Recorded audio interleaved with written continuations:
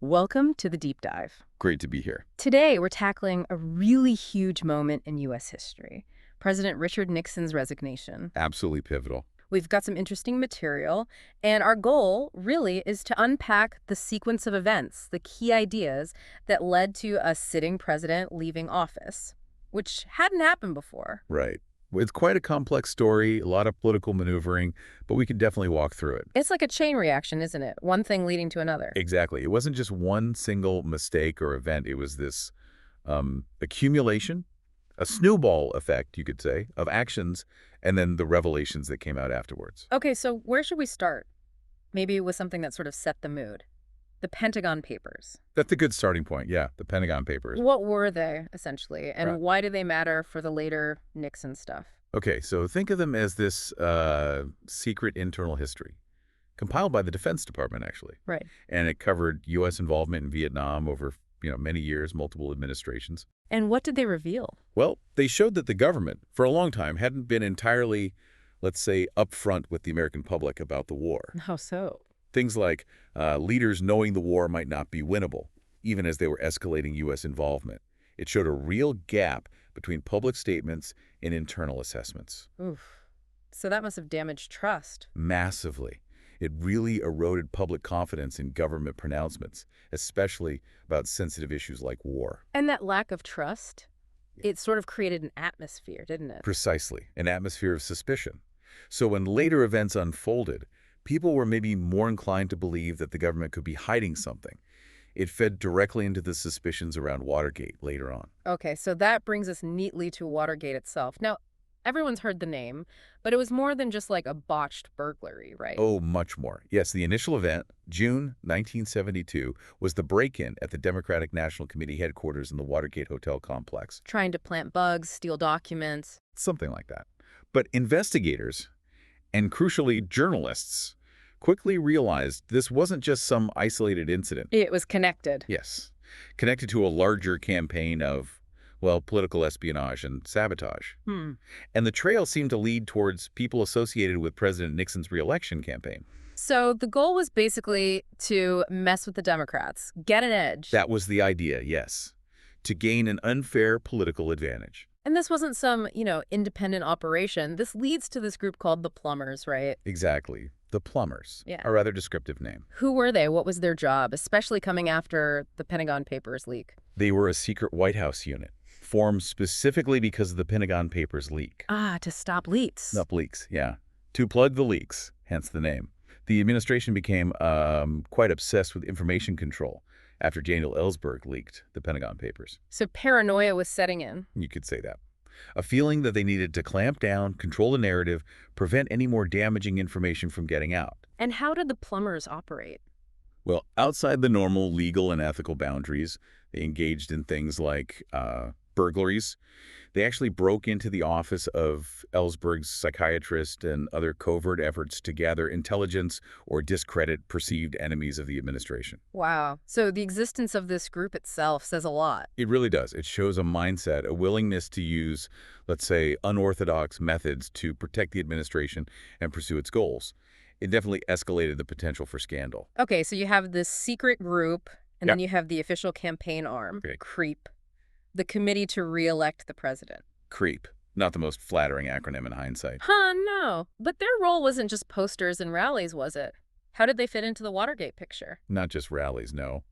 While, its official job was fundraising and campaigning for Nixon's 1972 re-election, Uh-huh. CREEP became deeply entangled in funding the Watergate break-in and numerous other dirty tricks aimed at disrupting the Democrats. So the money trail led back to CREEP. Yes. They essentially laundered campaign contributions, some of them illegal, to create these secret slush funds. Slush funds. Yeah, basically off the books money used to pay for these covert operations, including paying the Watergate burglars.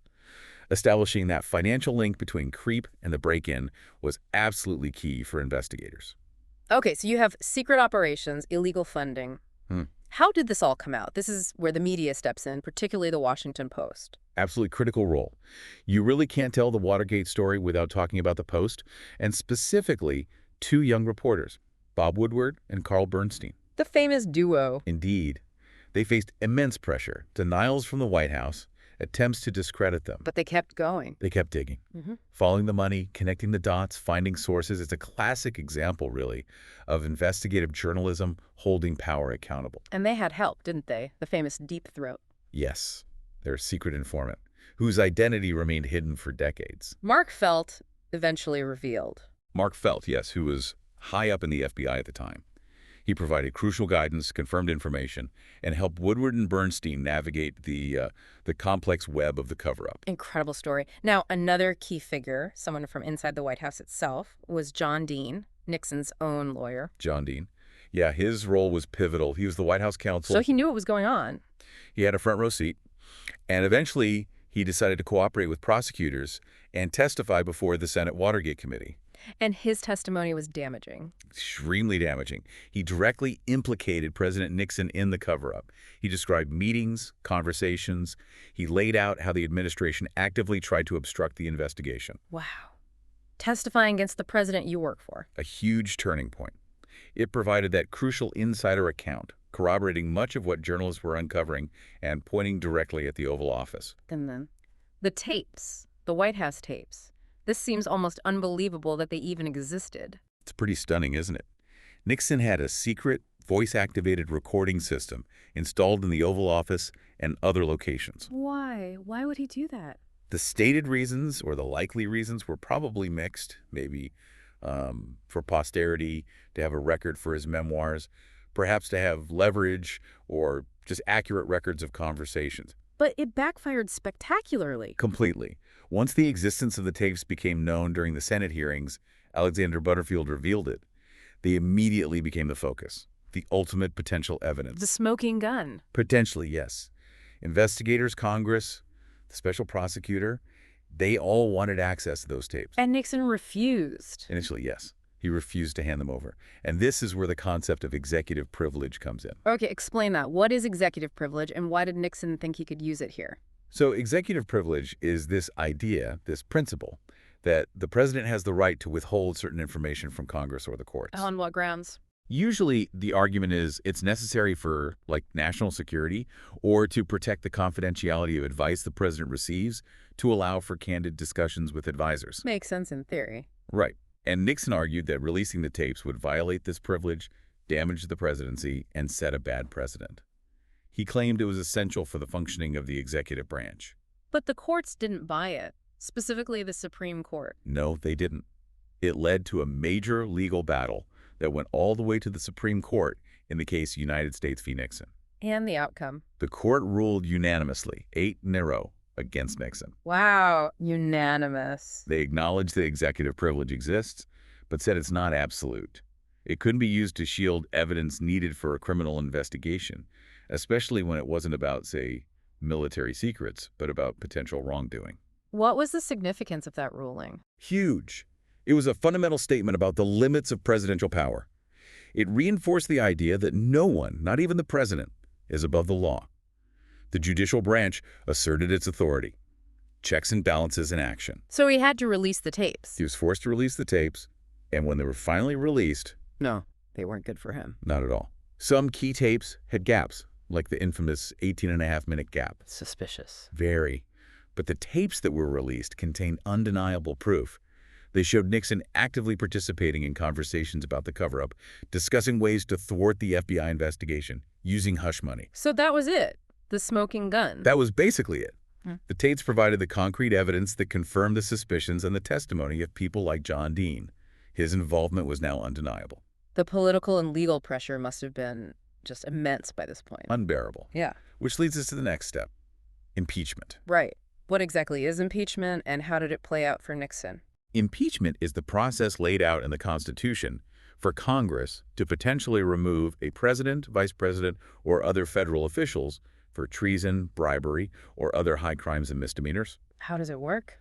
It starts in the House of Representatives. A committee, usually the Judiciary Committee, investigates and can draft articles of impeachment, basically formal charges. Okay. If the full House votes to approve any of those articles by a simple majority, the president is considered impeached.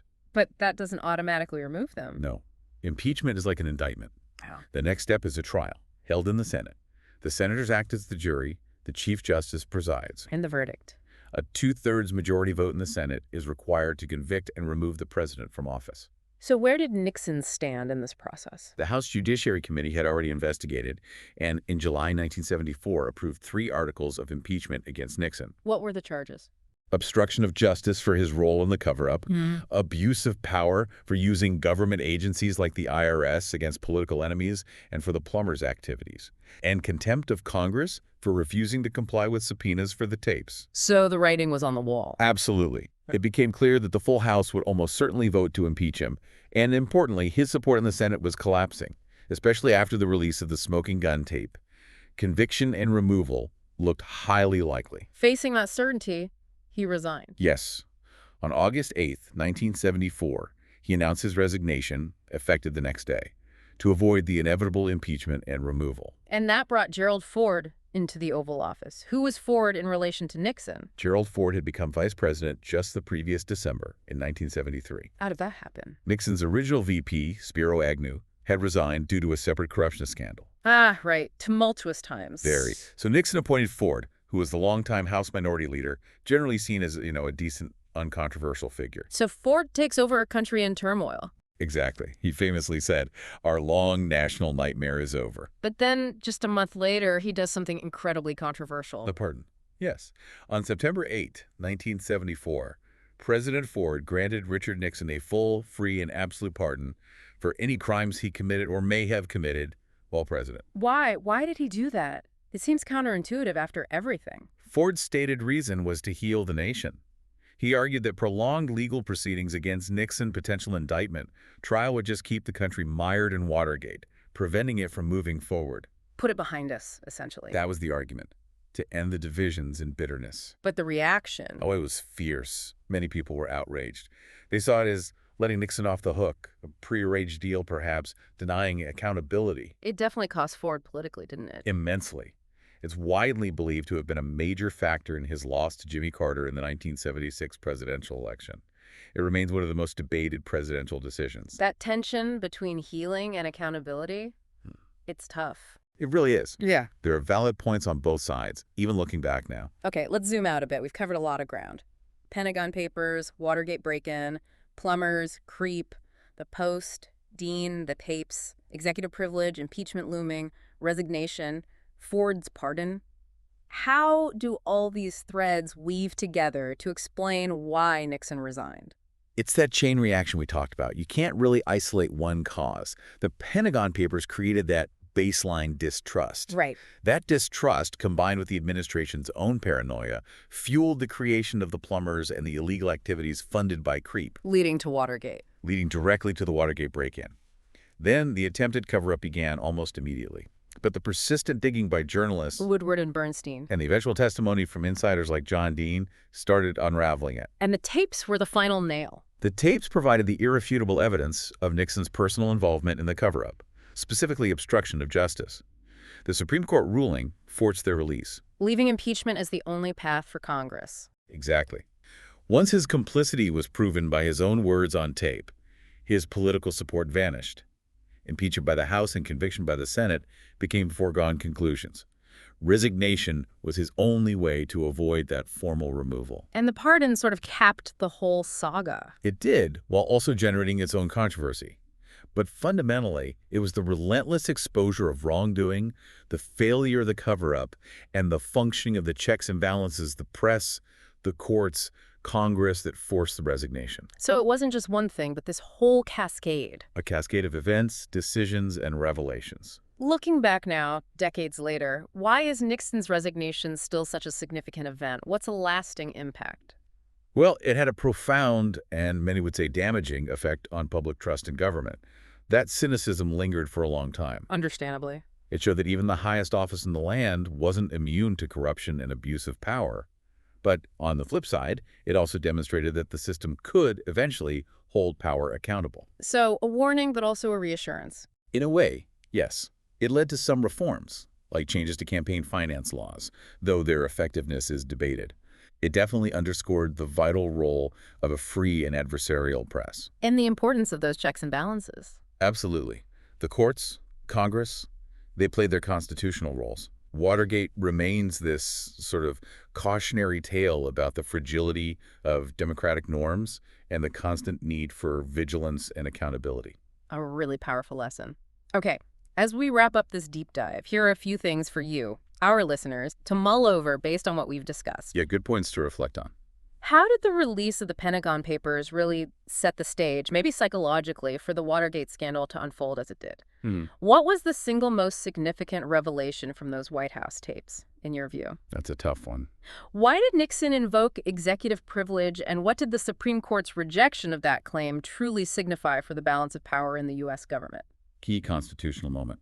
Thinking about Ford's pardon of Nixon, what were the strongest arguments for it at the time, and what were the strongest arguments against it? That core dilemma. And finally, maybe the biggest question, what lasting lessons about government transparency, accountability, and the rule of law can we still draw today from the whole Watergate saga? Still relevant. Very relevant. Lots to think about there. Thanks for joining us for this deep dive.